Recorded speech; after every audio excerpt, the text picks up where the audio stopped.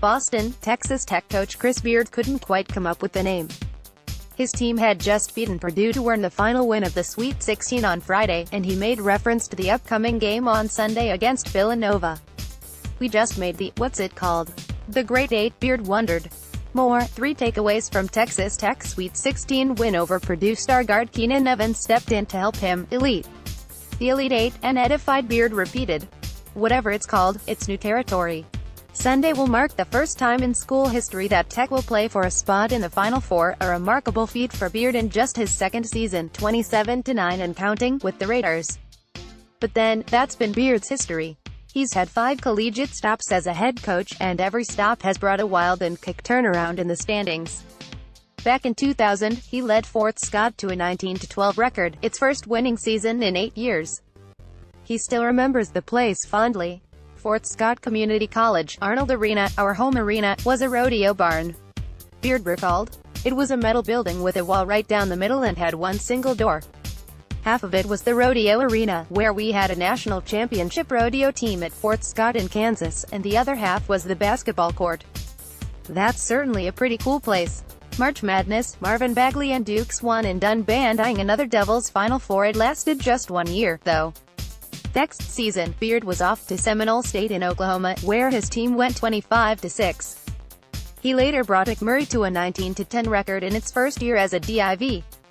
II program, and over 2 seasons, 2014-16, at Angelo State, went 47-15, after his predecessor had gone 60-75 in 6 years. There was, most important, the whiplash turnaround that brought Beard to national prominence, when he took Arkansas Little Rock to a 30-5 record in 2015-16, including an upset of 5th-seeded Purdue in the NCAA tournament.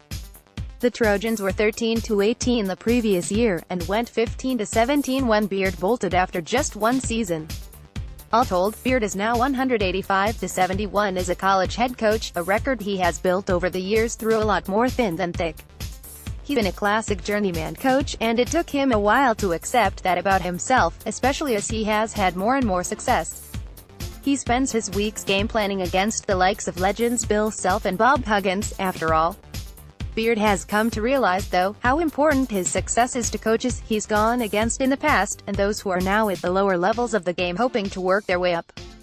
"I have the same feelings now that I had at Fort Scott when we were trying to beat Coffeyville, or at Angelo State when we were trying to beat Tarleton," Beard said. "It's all the same to me.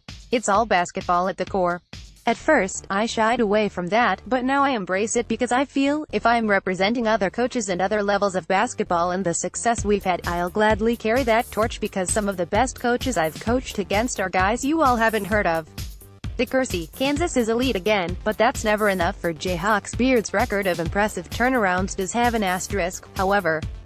2 years ago, he had taken the job at UNLV on the strength of Arkansas Little Rock's performance. But after accepting that job, Tubby Smith left Tech to go to Memphis, and Beard bolted on the Running Rebels after just 3 weeks.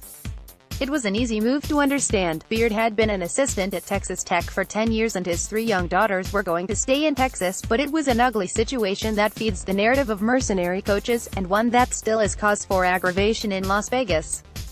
Once he arrived at Texas Tech, though, Beard formed a quick bond with the players who have now led them to the school's best finish. That, Beard says, has been critical. "We try to get the relationship as quick as possible," he said. "That's why we have a lot of things, individual meetings, I meet with the guys all the time, small groups, team retreats, late nights at the gym, show up to the warm-ups, be a presence in the training room, be a presence at meals throughout the week. Certainly don't want to get in where they roll their eyes every time they see me. There's a fine line." Now, the trick for Beard will be to build on what his team has done this season, after it loses 4 seniors who rank among the team's 6 top scorers, including star Keenan Evans. He will have to recruit players, and forge relationships with them.